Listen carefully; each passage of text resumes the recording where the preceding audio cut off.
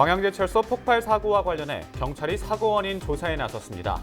현장 관리자와 부상자 면담을 거치면 최소 2주에서 최대 한 달 뒤에나 결과가 나올 전망입니다.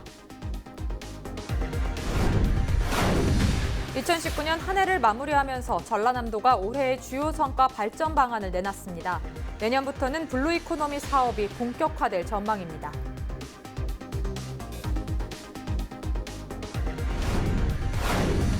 생태 수도를 표방하고 있는 순천시가 생물권 보존 방안을 내놨습니다. 어떤 계획들이 담겨 있는지 자세히 들여다봤습니다.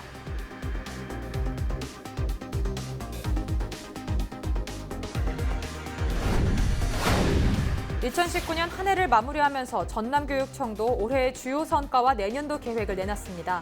교육청은 앞으로 교원들의 역량 강화에 힘써 학생 수 감소에 대응하겠다는 계획입니다.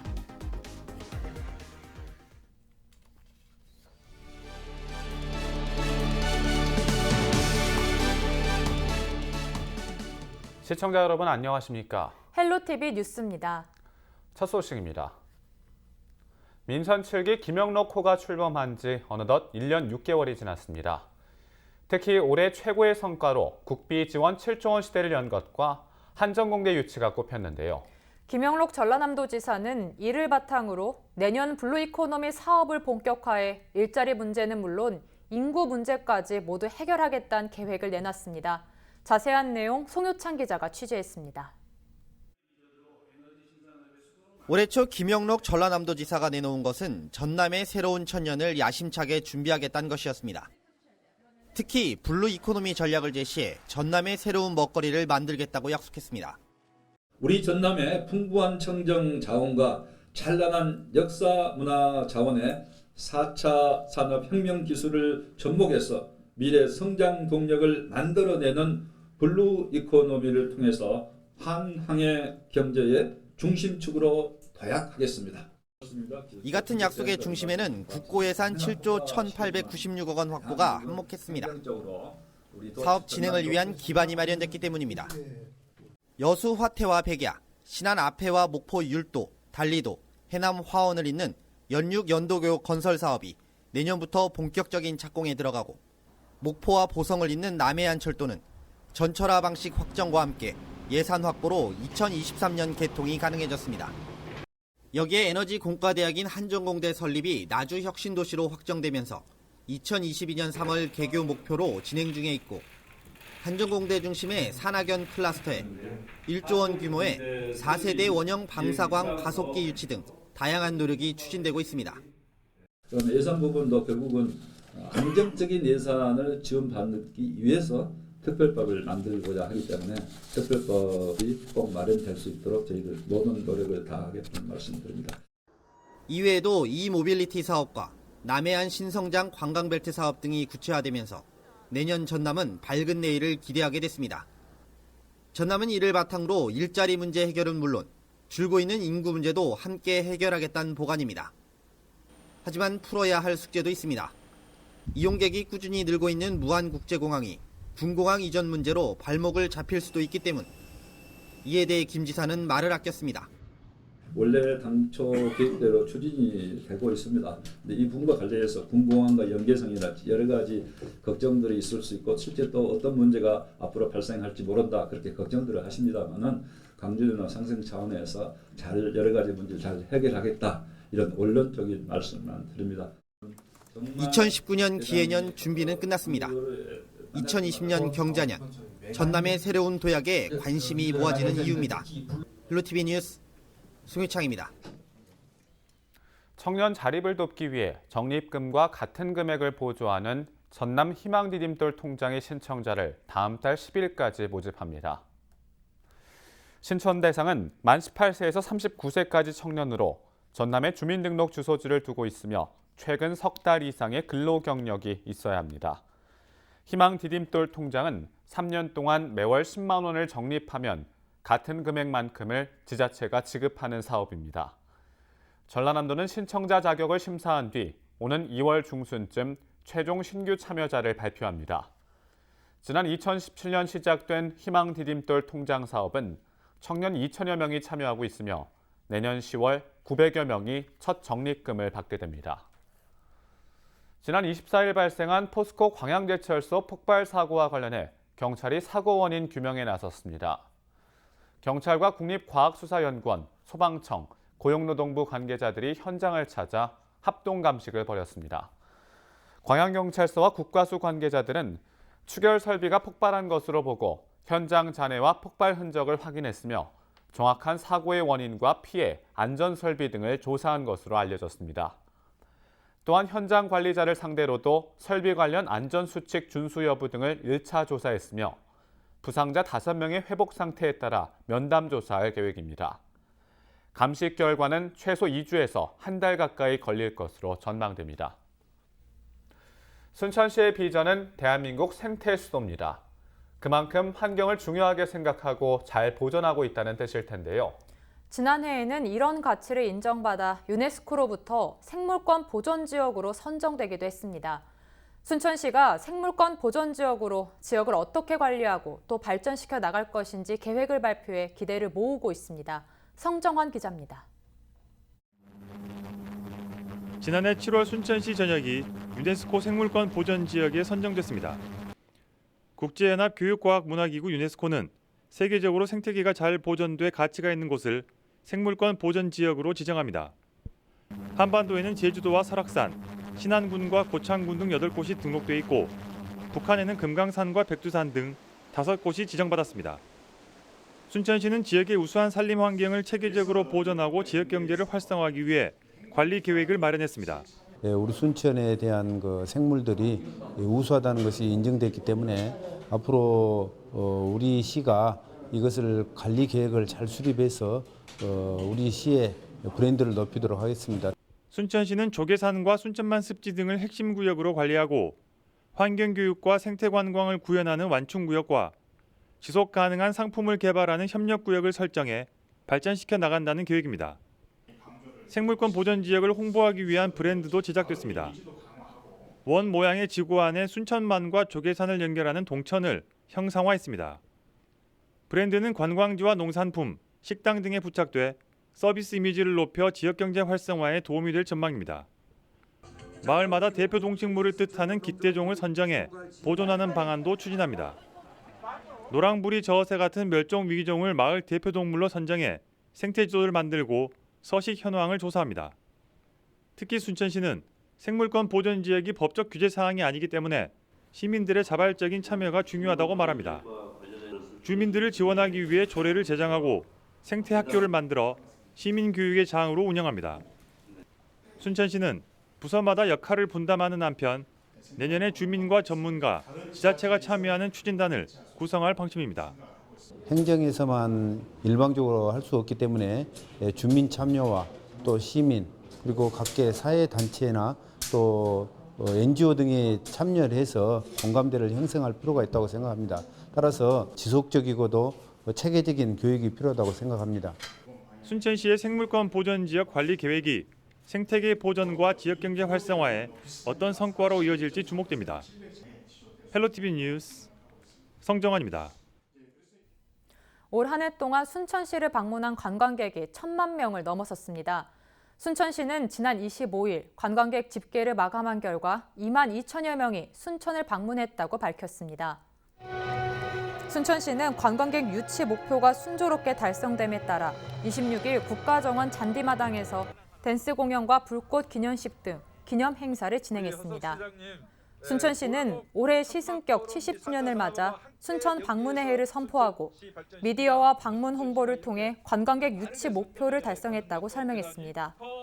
순천시는 올해 구축한 각종 관광 인프라를 토대로 순천을 세계적인 관광도시로 만들겠다고 밝혔습니다.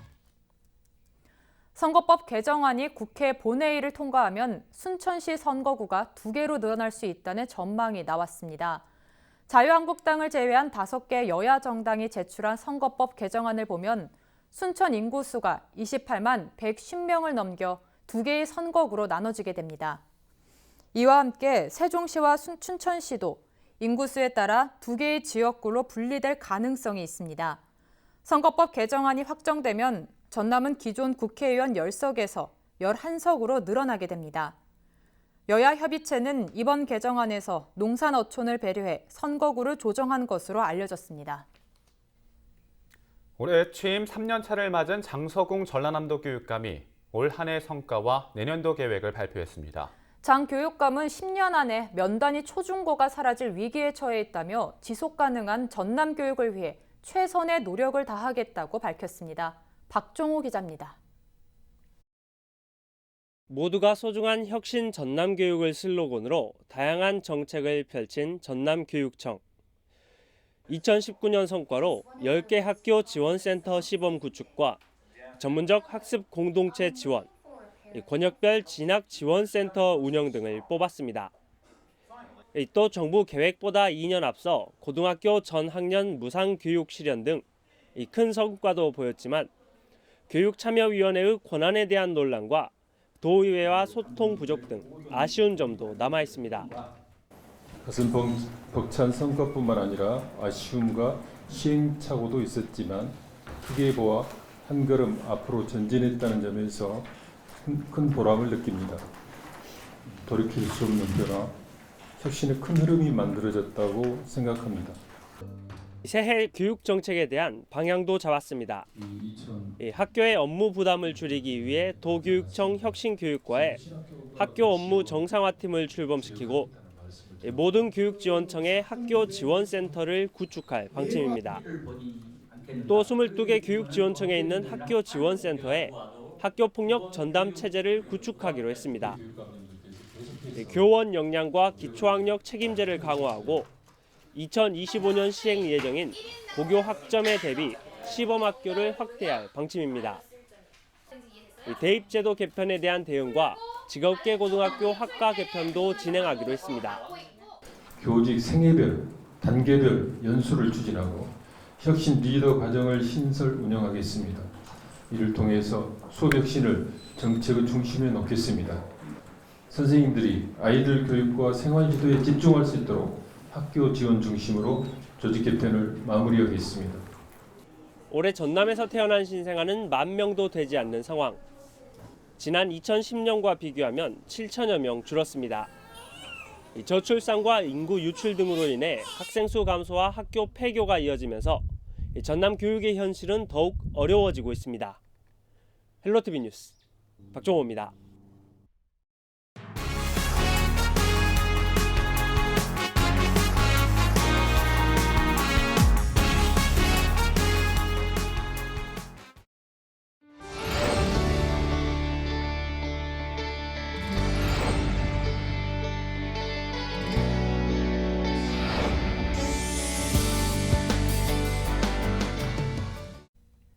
지역의 한 사회적 기업에서 나눔 프로젝트의 수익금을 전남교육청에 전달했다고 합니다. 지역 학생들의 올겨울 피복비로 지원될 예정이라고 하는데요. 나눔 프로젝트를 진행한 사회적 기업의 이선행 간사 전화 연결돼 있습니다. 안녕하십니까? 네, 안녕하세요. 네, 먼저 사진 보면서 이야기 나눠보겠습니다. 네. 네, 수익금을 전달하는 모습이 지금 사진상에서 보이는데요. 아름다운 나눔학교 수익금을 전남교육청에 기부했습니다. 이런 나눔학교에 대한 설명을 부탁드립니다. 네, 아름다운 가게 나눔학교는 아름다운 가게와 전남 지역의 초중고 학교가 함께 진행하는 나눔 프로그램인데요. 매장에서 자원봉사하시는 나눔교육 강사들이 학교에 직접 방문해서 나눔교육을 반별로 진행을 하고요. 또 그 실천 활동으로 학부모님들과 학생들이 집에 사용하지 않는 제사용품을 기증해서 아름다운 가게에 와서 직접 판매도 하고 착한 소비 실천으로 물품 구매도 하는 그런 행사입니다. 아이들이 직접 학교에서 기증품 홍보도 하고 또 학부모님들이 참여하여 정리도 같이 하시고요. 교육에 이런 3주체가 함께 참여해서 만들어가는 의미 있는 나눔 행사라고 생각되어지고요. 작년에 이어 전남 지역에서는 올해 2년째 65개 학교 정도가 참여했습니다. 네, 이 말씀하신 대로 지난해부터 꾸준히 지원을 이어오고 있는 것으로 알고 있는데요. 기부금들은 정확히 어떻게 사용되고 있나요? 1년간 판매한 학교 수익금을 작년에는 약 2,500만 원 정도 발생을 했고요.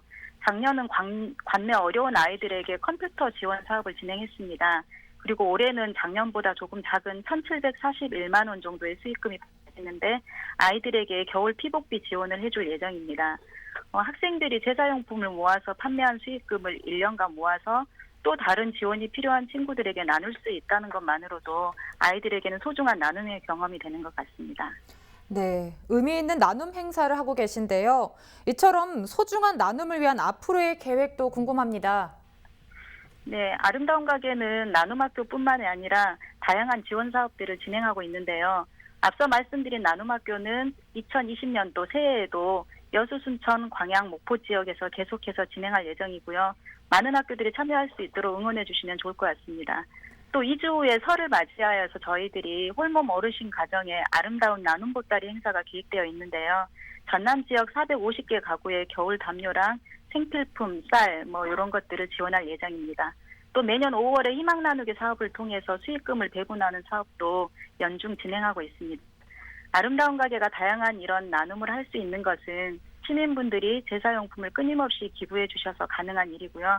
내년에도 가게가 많은 나눔들을 할 수 있도록 기부도 많이 참여해 주시면 좋겠습니다. 네, 배려와 참여의 나눔 사업을 통해 아름다운 세상의 변화를 기대해 보겠습니다. 오늘 말씀 고맙습니다. 4.15 총선을 앞두고 목포에서는 박지원 의원에 맞설 인물에 대해 높은 관심을 보이고 있는데요. 최근 배종호 세안대 교수가 출마를 공식화하고 도전장을 내밀었습니다. 배 교수는 26일 목포시의회에서 출마 기자회견을 갖고 지난 13년 동안 목포에 머무르며 지역 발전을 고민했다고 밝혔습니다. 그러면서 목포와 신안 통합, 목포와 부산을 잇는 고속철도 조기 건설, 미래 먹거리 발굴, 1000만 관광객 시대를 여는데 온 힘을 쏟아 전남의 대표 도시였던 과거의 영광을 되찾겠다는 포부도 전했습니다. 배 교수는 지난 18대에 이어 20대 총선까지 연이어 국회의원 선거에 도전하고 있으며 최근에는 중앙 언론에 출연해 정치 평론가로 활동하고 있습니다. 여수 해상에서 9톤급 어선이 침수되는 사고가 발생했습니다. 선박 전체가 침몰 위기에 처했는데요. 다행히 승선원 모두가 안전하게 구조됐습니다.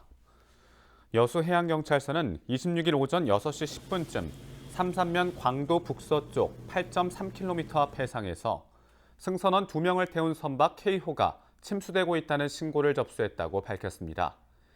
해경이 현장을 확인한 결과 K호는 선수 쪽이 침수되고 있는 상태였습니다.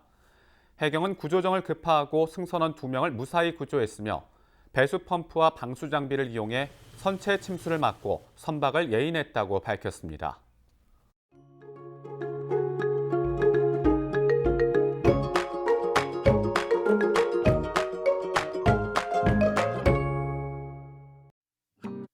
아침 기온이 영하 1도까지 급격하게 떨어지면서 갑작스런 추위가 찾아오겠습니다. 반짝 추위에 감기 걸리지 않도록 옷차림 따뜻하게 하시기 바랍니다. 북서쪽에서 찬 공기가 들어오면서 내린 비가 얼어 도로가 미끄러울 수 있겠습니다. 출퇴근길 교통안전에 각별히 주의하시기 바랍니다. 주간 날씨입니다. 구름만 지나다 일요일과 월요일 사이 비가 내리겠습니다. 비가 그친 뒤 화요일은 또다시 강추위가 찾아오겠습니다. 바다 날씨입니다. 물결은 최고 3m로 다소 높게 일겠습니다. 항해하시는 분들은 기상정보 참고하시기 바랍니다. 생활 날씨입니다. 눈비로 도로가 미끄러운 만큼 교통안전에 유의하셔야겠습니다. 비나 눈이 그치고 나면 찬바람이 불면서 추워지겠습니다. 아침 기온은 영하 1도까지 내려가겠고 찬바람이 불면서 체감온도는 더 내려가겠습니다. 금요일에는 전국 대부분 대체로 맑겠지만 전남 지역에는 새벽에 눈이나 비가 조금 오는 곳이 있겠습니다. 미세먼지 농도는 좋음에서 보통 수준으로 회복되겠습니다. 지금까지 날씨였습니다. 동백의 꽃잎에 새겨진 사연 말 못한 그 사연을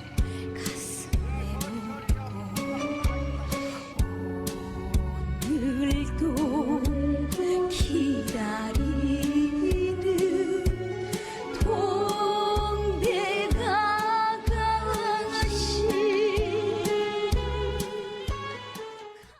이상으로 헬로티비 뉴스를 마칩니다. 저희는 언제나 지역 주민 여러분 곁에 있겠습니다. 고맙습니다.